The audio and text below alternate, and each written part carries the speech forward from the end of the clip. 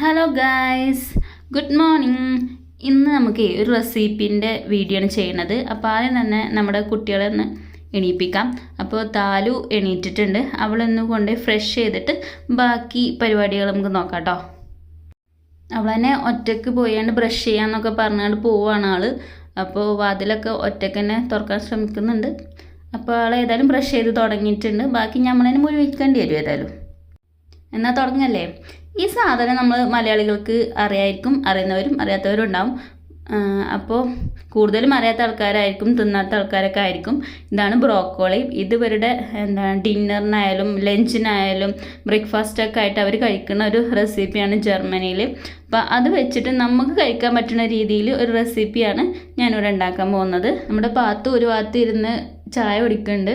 അപ്പോൾ ആദ്യം തന്നെ ഒരു ചട്ടിയിലോട്ട് കുറച്ച് ഓയിൽ ഒഴിച്ചു കൊടുക്കുക. കോക്കനട്ട് ഓയിലോ അല്ലെങ്കിൽ സൺഫ്ലവർ ഓയിലോ ഏത് വേണമെങ്കിലും നിങ്ങൾക്ക് യൂസ് ചെയ്യാം.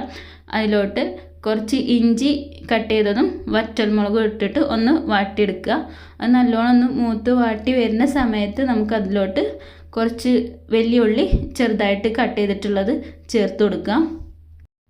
ഇതിവിടെ വാടട്ടെ. അപ്പോൾ ഇത് ഞങ്ങൾക്കൊരു കാര്യം പറഞ്ഞുതരാം. ഇതിലൊരു സർപ്രൈസ് ഉണ്ട് കേട്ടോ ഈ വീഡിയോയിൽ. കാരണം ഒരു മണ്ടനായ ഭർത്താവിൻ്റെയും ഭാര്യയുടെയും കഥ കൂടി ഞാൻ ഇതിൽ പറയുന്നുണ്ട്. കാരണം എന്താണെന്നുള്ളത് ഞങ്ങൾക്ക് ലാസ്റ്റ് പറഞ്ഞുതരാം. ഉപ്പും മഞ്ഞൾപ്പൊടിയും ഇട്ട് വേവിച്ചിട്ടുള്ള ബ്രോക്കോളിയാണ്. അത് ഇതിലേക്ക് ആഡ് ചെയ്തുകൊണ്ട് നല്ലോണം ഒന്ന് ഇളക്കി കൊടുക്കുക.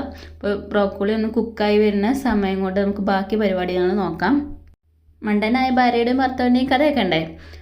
കഥയിലെ വില്ലനാണ് ഈ വന്നിരിക്കുന്നത്. കാണുമ്പോൾ നല്ല ഭംഗിയുണ്ട് അല്ലേ. നമ്മുടെ മുട്ടയാണ് സംഭവം. അപ്പോൾ മുട്ട ഞാൻ ഇതിലേക്ക് ഇടാൻ വേണ്ടിയിട്ട് എടുത്തതാണ്. എടുത്ത് നോക്കുമ്പോഴാണ് അറിയണത് ഇത് ബോയിൽഡ് ആയിട്ടുള്ള എഗ്ഗാണെന്നുള്ളത്. അപ്പോൾ അത് കാരണം ഞാൻ ഇതിലോട്ട് മുട്ട ഇടാതെയാണ് ഉണ്ടാക്കിയത്. ഇത് വാങ്ങിക്കൊണ്ടുവന്ന എൻ്റെ ഹസ്ബൻഡും അതെടുത്ത് കുക്ക് ചെയ്യാൻ നിന്ന ഞങ്ങളും മണ്ടന്മാരായി പോയി. ഇതാണ് ഈ വീഡിയോൻ്റെ ലാസ്റ്റ് ഞാൻ പറഞ്ഞ സർപ്രൈസ്. മക്കൾ രണ്ടുപേരും എണീറ്റ് വന്നിട്ടുണ്ട്. ഏതായാലും ഞാൻ അടുത്ത വീഡിയോയിൽ കാണാം. ച്യൂസ്.